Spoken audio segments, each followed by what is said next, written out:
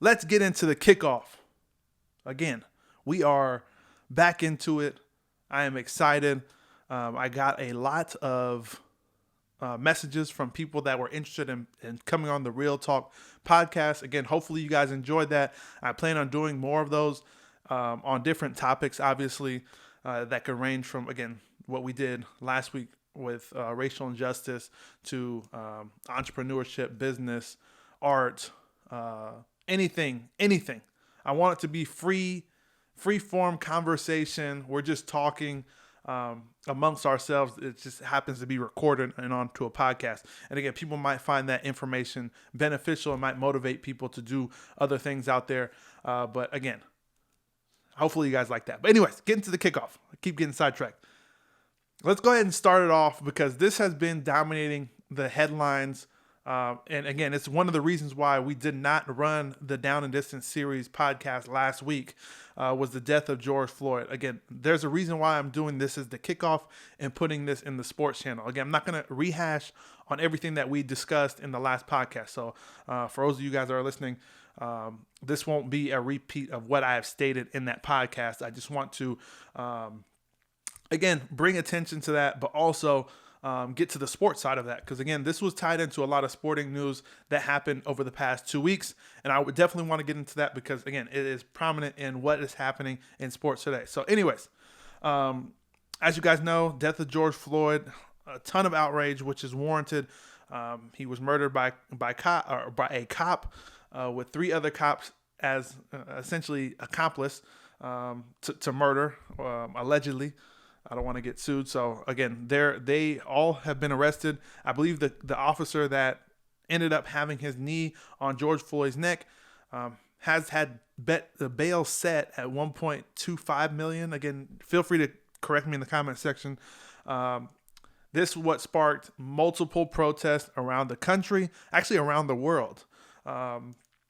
Yeah, we discussed this in that other podcast, rioting and looting, which again, I have stated that I do not agree with rioting and looting, but I do not blame them for how they feel about what has happened. You won't see me rioting and looting, but I do not agree, and I don't agree with what they're doing, but you won't hear me complain about how they are reacting to what has happened. Again, for a lot of people, this is the straw that broke the camel's back. And that's how they feel that they need to express themselves. And then Black Lives Matter movement. Again, you guys have seen this. But anyways, NFL players making... So I wanted to get into the NFL players making a video to call out the NFL to make a public statement. Now, this video included a lot of the top black athletes in the NFL today. And it was a very powerful video. So... you had people, Tyrann Mathieu, Michael Thomas, Deshaun Watson, Patrick Mahomes. I mean, again, I think Patrick Peterson was on there, Odell. I mean, you had a lot of the top NFL guys at their position, or just top NFL guys in general. Again, Patrick Mahomes is going to be, if not already, he is going to be the face of the NFL league. Obviously, Super Bowl MVP the previous season and the regular season, and it was only his second year of actually starting.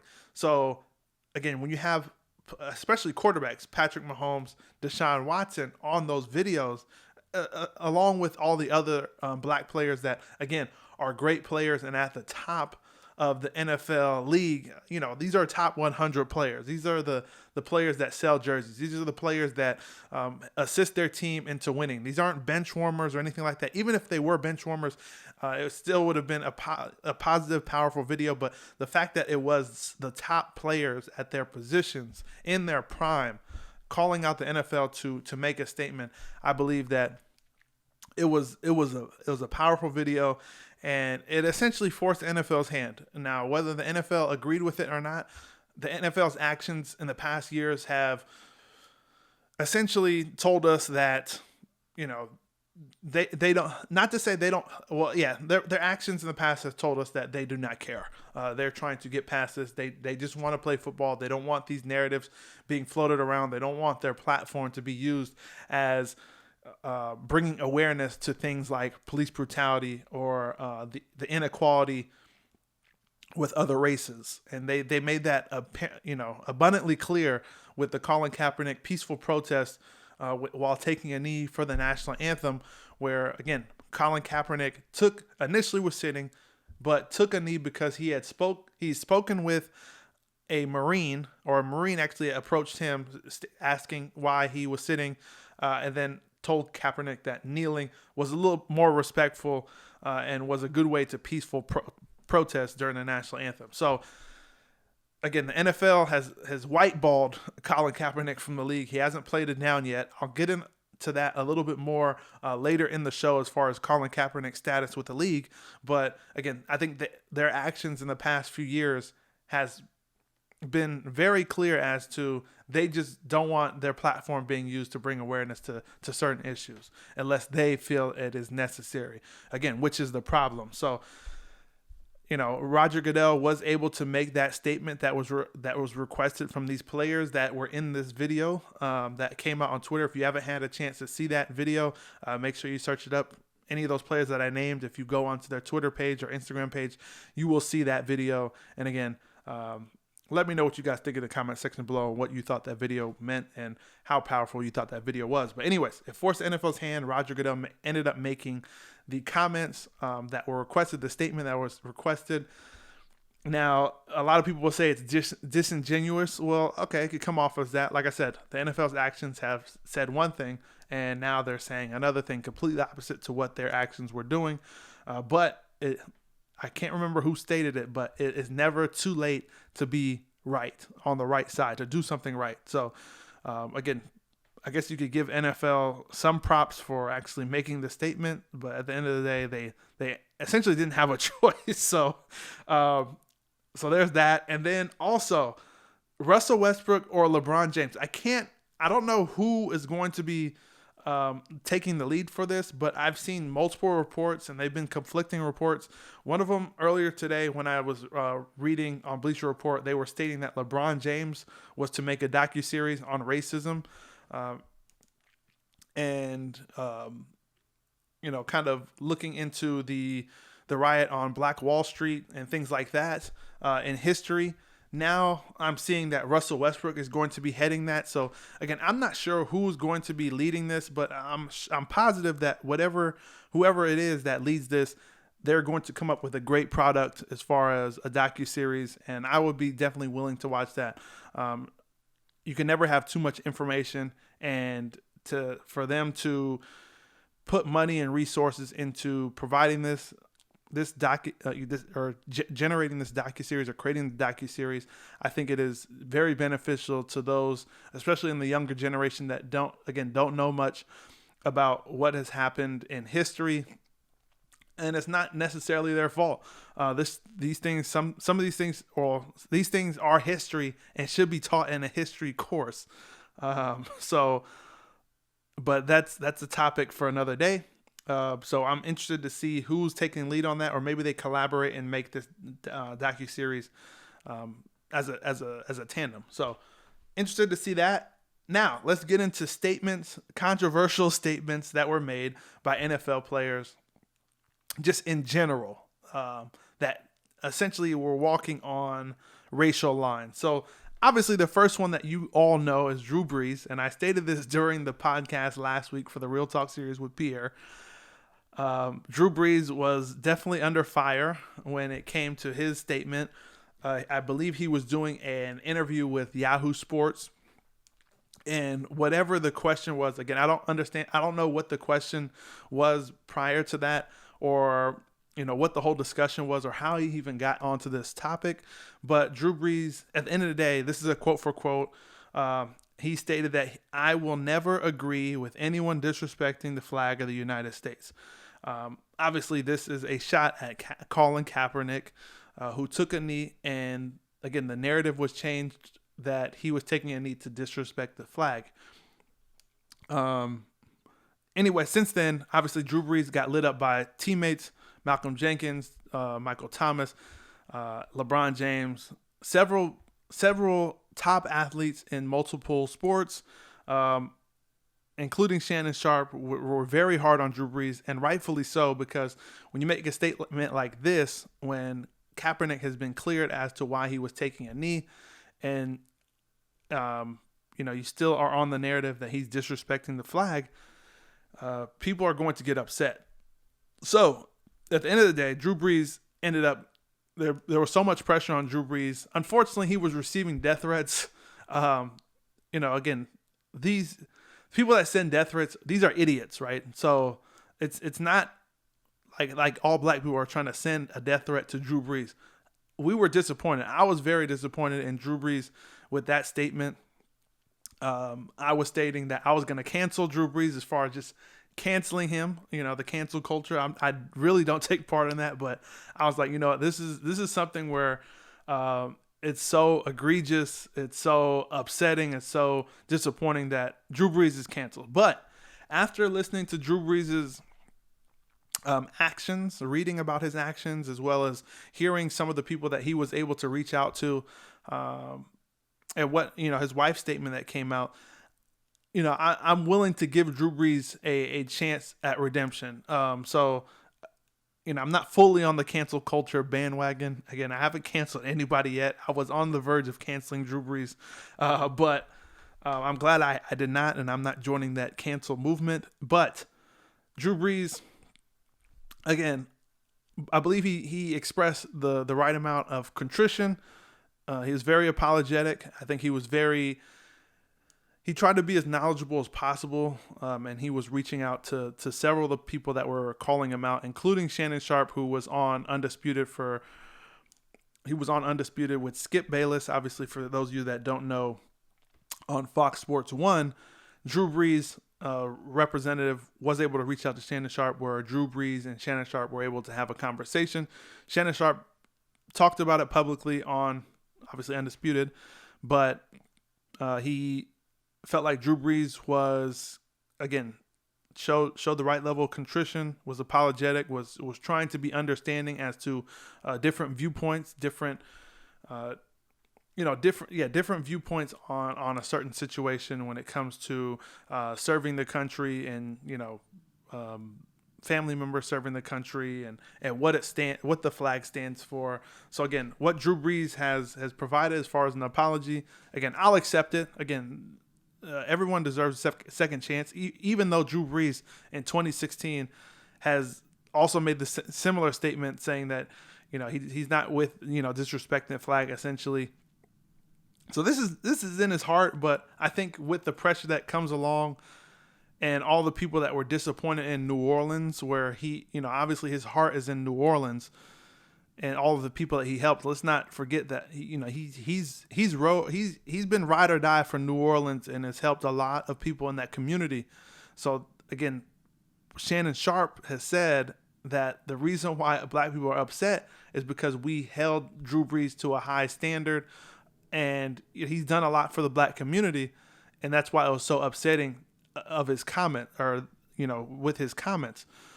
And then Drew Brees' wife made a statement. It was a long post. I'm not going to read the whole thing, but her first sentence or statement that was in the post, in the caption, said, "We are the problem," quote unquote, "We are the problem." And again, that's powerful enough for me to say, okay, well, at least they're putting it off like they understand what's going on. And Drew Brees, again, has talked to prominent black athletes and former athletes who called him out to try to have a discussion. That's the most that we could do. Have a discussion, open up the lines for communication, because when people don't communicate and they disagree, they don't find any common ground and there's no change. So always be open to discussion, even if the person that you're discussing it with doesn't agree with you. Always listen to see what their standpoint is, and find a common ground. And then Jake Fromm being the second one. This one's a little weird situation. Again, I'm trying to stick to the sports side of this. So Jake Fromm's got his text messages leaked by a person that he texted in confidence last year in 2019. So I'll go ahead. I have the actual text message screenshot here that was posted online. So I'll go ahead and read it. So Jake Fromm says, "Ha, views changed on what?" So you're asking me, what has my views changed on what? And this girl said, "Guns, silly Billy. Follow the flow of the text. He said, I thought you were talking about lots of stuff, but no, guns are good. They need to let me get suppressors. Just make them very expensive so only white people or elite white people can get them. Ha ha. And then she stated, bro, what? Whoa, do you think you're an elite white person? I'm like, whoa, ha ha. Sorry.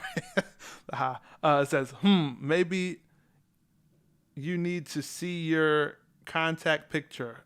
LMAO. So, sorry, the reason why I'm like having trouble with this is, they're using the UR for your, it's regular text. So, anyways, this was leaked, and you can see both sides. I read everything that was on here because I didn't want to just pinpoint the one specific text out of context. I wanted to make sure that I got everything so it shows you the context of the conversation. And obviously, Jake Fromm is wrong in this, but at the same time, now let me cut him some slack here. Anyone, if you were able to leak specific text to someone that they were texting in confidence, then what would your text say? So I'm not going to throw a stone at Jake Fromm, especially, again, if anybody's text, if my text were leaked, you guys would think I'm crazy, or, somebody that just doesn't like, whatever. But this is something that he texts somebody in confidence. But I am looking at it from someone that is seeing it now that it's public, and obviously he's wrong. So this is not something that is going to go away. He has to answer to this.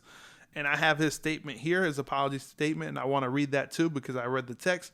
But before I get into that, this girl, or the woman, the lady who leaked the text, obviously is anonymous, but according to the Macon Telegraph, so this is quotes from her. She said, "I'm seeing and feeling the Black Lives Matter movement," the woman said.